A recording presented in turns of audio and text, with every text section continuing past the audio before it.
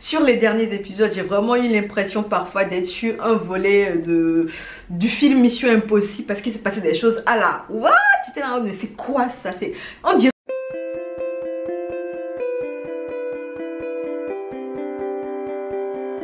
Hello, moi c'est Diane aka Didi et dans cette vidéo j'ai envie de vous parler du premier drama chinois contemporain de 2022 que j'ai pu regarder jusqu'au bout. Honnêtement, j'étais même phasée parce que ça faisait un moment que je cherchais un bon drama contemporain à regarder. Et honnêtement, ça m'étonne que je sois tombée sur un drama contemporain d'investigation business et que ça ait pris avec moi. Honnêtement, j'ai été plutôt bien phasée par le drama chinois The Murder in Keoute. Si je devais lui donner une note sur une échelle de 1 à 10, je crois que je donnerais la note de 7,8 sur 10 parce que je trouve qu'ils ont bien maintenu en fait les pics de tension tout le long des épisodes de la série. Et je crois que sans plus tarder, je vais vous raconter un peu ce qui se passe à l'intérieur de ce drama chinois. The Murder in Keoute, c'est un drama chinois de 12 épisodes de 45 minutes. Et tout le long de ces 12 épisodes-là, on va suivre en fait une famille. C'est la famille Gao. C'est une famille qui a un empire. Ils ont un business avec des actions. Ils ont de l'argent et tout ça. Et à la tête de cette famille, à la tête de cet empire, de cette entreprise qui génère beaucoup de profits, il y a le sieur Gao qui du coup en fait est très malade et doit penser à sa succession puisqu'il va pas tarder à décéder. Il n'a pas d'enfant, donc la succession va être compliquée parce qu'il ne sait pas à qui léguer les rênes de l'entreprise familiale. À ce moment-là, va lui parvenir en fait une lettre anonyme d'une femme lui disant qu'elle a eu un enfant avec lui et que l'enfant est quelque part dans la nature. Sir Gao à ce moment-là, sentant sa mort venir, va militer une de ses directrice favorite dans l'entreprise, une femme de confiance en fait. Elle s'appelle de mémoire, attendez je vais vous dire parce que les noms et moi, et je sais, j'ai l'impression que vous me connaissez déjà par rapport à ça. Sir Gao Sir Gao va demander à Jiang Yunsing, une manager qui est vraiment très carriériste, qui est bonne dans la finance, de l'aider à retrouver son enfant illégitime avant qu'il ne puisse clamser parce que du coup il y a moyen pour lui en fait de l'inclure dans la succession. Et comment vous dire que les autres membres de la famille Gao qui vont apprendre l'histoire vont pas rester les bras croisés à attendre venir un nouveau héritier qui prendrait tous leurs biens.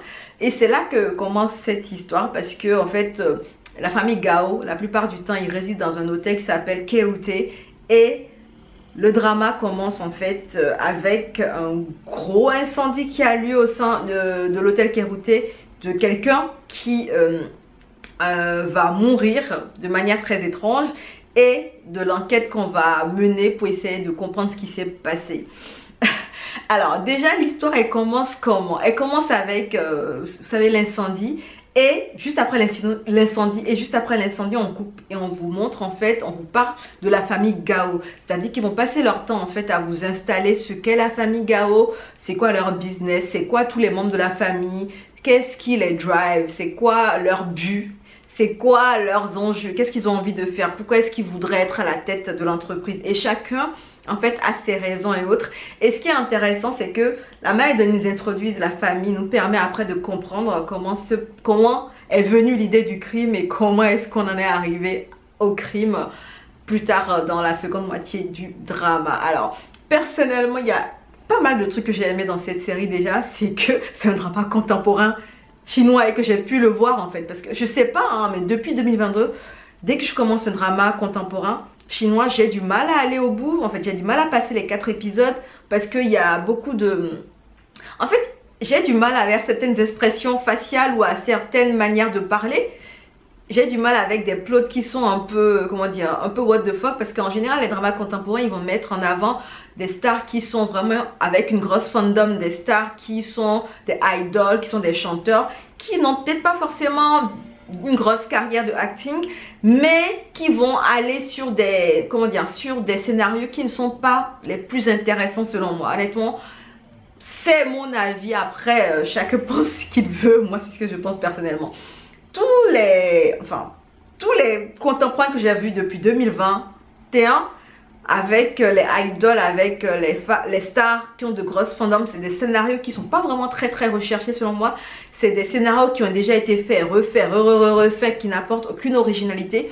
Donc quand je tombe sur des séries contemporaines de ce genre-là, bah, j'ai du mal à passer les 3 épisodes parce que je sais déjà à peu près ce qui va se passer. Et du coup, c'est pas très intéressant pour moi. Et donc quand je suis tombée sur The Murder in K.U.T., j'étais là en mode ça risque de me faire ça. Je sens qu'il y a 2 personnes qui sont des acteurs plutôt fameux, qui ont une grosse fandom. Est-ce qu'ils vont me faire ça? Mais finalement, non, puisque l'histoire, elle est vraiment pas mal. Et ils ont bien suggéré le côté mystérieux, en fait, du crime qui a eu lieu à l'hôtel K.U.T. Donc pour moi, c'est un gros point positif. Alors ce que j'ai aimé aussi derrière dans cette histoire, c'est qu'on va suivre en fait une femme qui est carriériste. Honnêtement, j'aime bien comment elle a été mise en avant, la manager en question qui va mener l'enquête pour retrouver l'enfant illégitime. C'est une carriériste, c'est une femme qui a grimpé les échelons, qui a charbonné, qui a vraiment bossé dur pour grimper et pour arriver là où elle est. Et honnêtement, on le sent tout le long parce qu'elle maîtrise totalement ses sujets et on ne peut que lui tirer chapeau, quoi. J'aime bien quand on met en avant des femmes carriéristes qui en fait renvoie vraiment la vibe d'une vraie femme carriériste, pas une femme qui est carriériste juste en faisant semblant, mais qui est carriériste parce que elle a charbonné, elle s'est cassé le cul pour arriver là où elle est. Et l'actrice qui joue le rôle, honnêtement, elle le joue très bien. D'ailleurs, l'actrice, en fait, elle me fait penser... Est-ce que vous avez regardé Twilight? Elle me fait penser à une version mature adulte de Renesmee dans Twilight, je sais pas. Ou bien, en fait, elle me rappelle un peu, son visage me rappelle un peu l'actrice qui a joué dans So Close, le film. Je sais pas, je me rappelle pas du nom de l'actrice en question, mais honnêtement, la manager dans The Murder in K.U.T. me rappelle vraiment beaucoup l'actrice qui a joué dans le film So Close. C'est un film des années 90-2000 de mémoire. Excellent film d'ailleurs. N'hésitez pas à aller le voir si vous ne l'avez pas vu.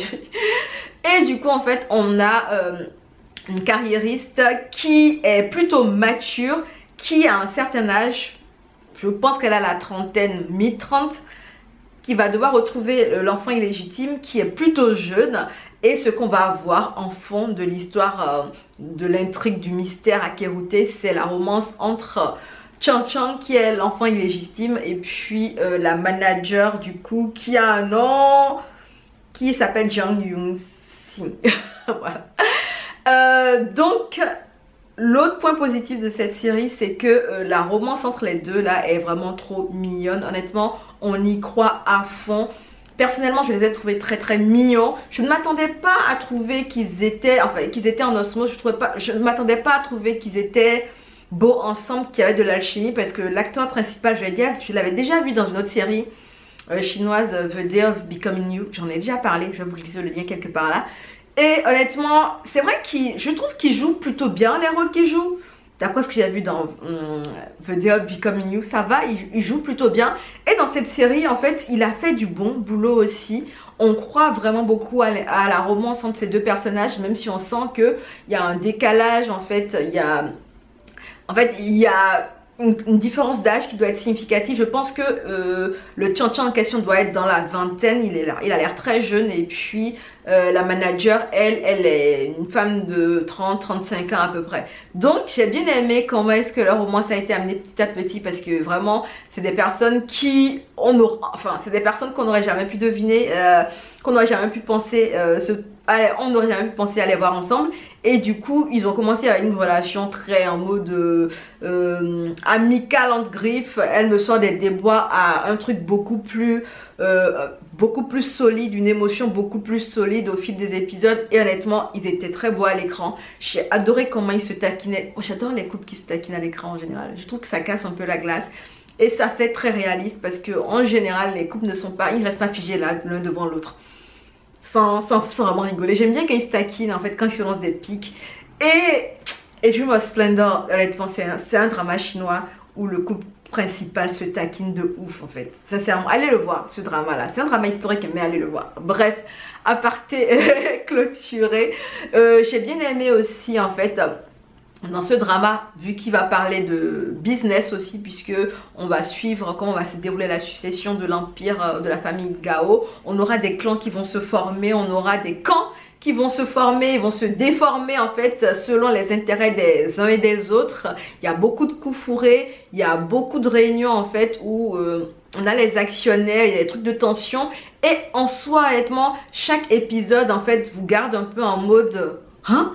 Qu'est-ce qui vient de se passer en fait? Wow, je me demande ce qui va se passer à l'épisode suivant. En fait, c'est des épisodes qui arrivent à vous tenir en fait en mode suspendu. Vous avez envie de savoir ce qui se passe après. Et j'ai bien aimé comment ils ont pu faire ça. Parce que je me suis dit, tiens, en général, je ne me laisse pas avoir aussi facilement. Donc, honnêtement, ils ont réussi à faire ça. Donc, je me dis, bravo, bravo, ils ont réussi à m'intéresser en fait à tout l'aspect business, tout l'aspect réflexion sur comment avoir le plus de parts, d'actions et tout ça à droite et à gauche. Et c'était vraiment pas mal et on a vraiment envie de savoir mais c'est qui tire les ficelles en fait en background parce que il se passe énormément de trucs bizarres. On sent qu'il y a un mastermind mais on n'arrive pas à savoir qui c'est en fait. Et quand on repasse tous les membres de la famille, on se dit mais lui il aurait pu, mais lui aussi, mais lui. Il y a tellement de personnes qui pourraient être le mastermind qu'on est perdu, on est ballotté dans les épisodes, on est là en mode oh merde, on sait pas ce qui va se passer. Bref, c'est un drama qui m'a vraiment tenu en mode un peu hype quand même, avec son ambiance mystérieuse, ses pics de tension, en fait, le suspense latent qu'on découvre dès la présentation de la famille Gao parce qu'on se dit famille richissime, ils vont se faire trop de coups fourrés et en fait ça ne manque pas en fait les coups fourrés entre eux. Honnêtement pas mal. Alors un autre truc que j'avais aimé également dans cette série, c'était en fait l'opening qui était vraiment pas mal. Ça installait déjà l'ambiance que voulait le drama parce qu'on sentait déjà qu'il y aurait une vibe enquête, investigation et tout ça. Et puis j'ai kiffé de ouf en fait la chanson de l'ending qui était vraiment trop belle honnêtement. Je l'ai réécouté plusieurs fois après avoir fini de visionner la série. Donc honnêtement, j'ai vraiment kiffé mon truc. Pour les points moins positifs de ce drama, sur les derniers épisodes, j'ai vraiment eu l'impression parfois d'être sur un volet du film Mission Impossible. Parce qu'il s'est passé des choses à la what? J'étais là, mais c'est quoi ça? On dirait qu'il sortait en fait un lapin d'un chapeau pour des retournements de situation un peu bizarres. J'étais là en mode... Vous avez fait un peu le forcing là, vous avez fait un peu le forcing les gars, vous avez fait le forcing, avouez-le. Mais bon, outre ça aussi, en fait, il y a une voix off qui est tout le long des épisodes de la série. Ça perturbe au début, on se dit tiens, ça fait longtemps qu'on n'a pas entendu de voix off dans une série. C'est le cas, parce que c'est le cas pour moi, ça fait un moment que j'ai pas entendu de voix off dans une série. Et quand j'ai commencé les premiers épisodes, j'ai entendu la voix off, j'étais là en mode what? Ok. Mais... en fait, la voix off au fur et à mesure qu'on évolue dans les épisodes, je l'ai trouvé un peu de trop parce qu'elle donnait des détails que je pouvais deviner moi-même. Pas la peine de me forcer ce détail-là en me parlant de l'émotion qui anime le personnage. Il est censé jouer pour que je puisse deviner cela. Donc arrêtez de me prendre pour une personne bête. Bref, j'ai eu cette petite impression-là pour la voix off. Mais sinon, c'est quelque chose qui change quand même parce qu'on n'a plus l'habitude de voir les voix off dans les dramas. Donc... ça change quand même pas mal. C'est un drama que je recommande si vous aimez les dramas chinois contemporains. Si vous voulez un drama avec une romance qui est plutôt mignonne, cute. Si vous voulez un drama qui parle de business familial, qui parle en fait de problèmes de succession et qui a un fond, un gros fond en fait de thriller parce qu'il y aura un meurtre, il y aura beaucoup de crimes autour du fait que les héritiers en fait ils veulent garder les parts de la société pour eux. Donc finalement c'est un drama avec cette ambiance générale. Dites-moi en commentaire si vous l'avez vu et si vous l'avez vu ce que vous en avez pensé, parce que je pense avoir bien fini avec cette vidéo. On se dit à bientôt dans une prochaine vidéo et en attendant prenez soin de vous. Allez, ciao.